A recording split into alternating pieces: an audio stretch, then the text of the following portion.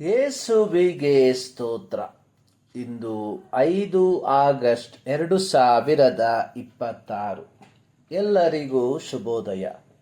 ಈ ದಿನದ ಧ್ಯಾನ ಭಾಗ ಇಬ್ರಿಯರಿಗೆ ಬರೆದ ಪತ್ರಿಕೆ 9ನೇ ಅಧ್ಯಾಯದ 15ನೇ ವಾಕ್ಯ. ಮತ್ತು ಈ ಕಾರಣದಿಂದ ಆತನು ಒಂದು ಹೊಸ ಒಡಂಬಡಿಕೆಗೆ ಮಧ್ಯಸ್ಥನಾಗಿದ್ದಾನೆ. ಮೊದಲನೆಯ ಒಡಂಬಡಿಕೆಯ ಕಾಲದಲ್ಲಿ ನಡೆದ ಅಕ್ರಮಗಳ ಪರಿಹಾರಕ್ಕಾಗಿ ಆತನು ಮರಣವನ್ನು ಅನುಭವಿಸಿದ್ದರಿಂದ ದೇವರಿಂದ ಕರೆಸಿಕೊಂಡವರು ವಾಗ್ದಾನವಾಗಿದ್ದ ನಿತ್ಯ ಬಾಧ್ಯತೆಯನ್ನು ಹೊಂದುವುದಕ್ಕೆ ಆತನ ಮೂಲಕ ಮಾರ್ಗವಾಯಿತು.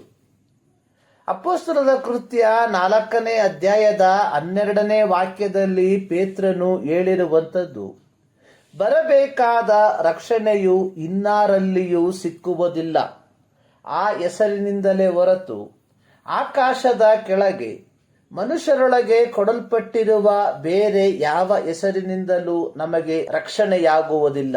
ಹೀಗಿರುವಾಗ ಹಳೆಯ ಒಡಂಬಡಿಕೆಯ ಕಾಲದ ಜನರು ಹೇಗೆ ರಕ್ಷಿಸಲ್ಪಡುವರು ಎಂಬ ಪ್ರಶ್ನೆ ಉದ್ಭವವಾಗಬಹುದು.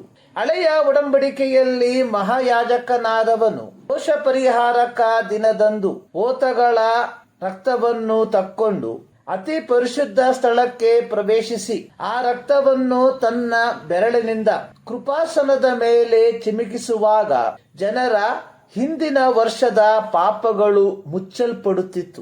ಆದರೆ ಯೇಸು ಕ್ರಿಸ್ತನೆಂಬ ಸ್ವರ್ಗೀಯ ಮಹಾಯಾಜಕನು ಹೋತಗಳ ಮತ್ತು ಹೋರಿಗಳ ರಕ್ತವನ್ನು ತಕ್ಕೊಳ್ಳದೆ ತನ್ನ ಸ್ವಂತ ರಕ್ತವನ್ನು ತೆಗೆದುಕೊಂಡು ದೇವರ ಸನ್ನಿಧಾನಕ್ಕೆ ಪ್ರವೇಶಿಸಿದಾಗ ಇಡೀ ಮನುಕುಲಕ್ಕೆ ನಿತ್ಯ ವಿಮೋಚನೆಯು ಲಭ್ಯವಾಗಿತ್ತು.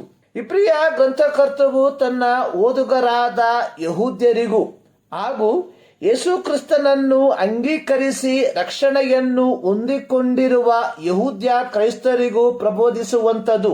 ಯೇಸು ಕ್ರಿಸ್ತನ ಪ್ರಾಯಶ್ಚಿತ್ತ ಮರಣವು ಪೂರ್ವಾನ್ವಯವಾಗಿತ್ತು, ಅಂದರೆ ಆದಿಯಲ್ಲಿಯೇ ನಿಶ್ಚಯಿಸಲ್ಪಟ್ಟದಾಗಿದ್ದು ಯಾರ್ಯಾರು ಯೆಹೋವನು ಮೋಶೆಯ ಮೂಲಕ ಕೊಟ್ಟಂತ ನಿಯಮಗಳಿಗೆ ಅನುಗುಣವಾಗಿ ಯೆಹೋವನಲ್ಲಿ ಭಯಭಕ್ತಿಯುಳ್ಳವರಾಗಿ ತಮ್ಮ ಜೀವಿತವನ್ನು ಜೀವಿಸಿದರು ಅಂಥವರಿಗೂ ಸಹ ಯೇಸು ಕ್ರಿಸ್ತನ ಶಿಲುಬೆಯ ಮರಣವು ಅವರಿಗೆ ನಿತ್ಯ ಬಾಧ್ಯತೆಯನ್ನು ಹೊಂದುವಂತೆ ಮಾಡಿತು ಎಂಬುದಾಗಿ ಈ ಮುಂಜಾನೆಯಲ್ಲಿ ಸರ್ವಶಕ್ತನಾದ ದೇವರು ಈ ಅಧ್ಯಯನದ ಮೂಲಕ ನಿಮ್ಮನ್ನು ಆಶೀರ್ವದಿಸಲಿ.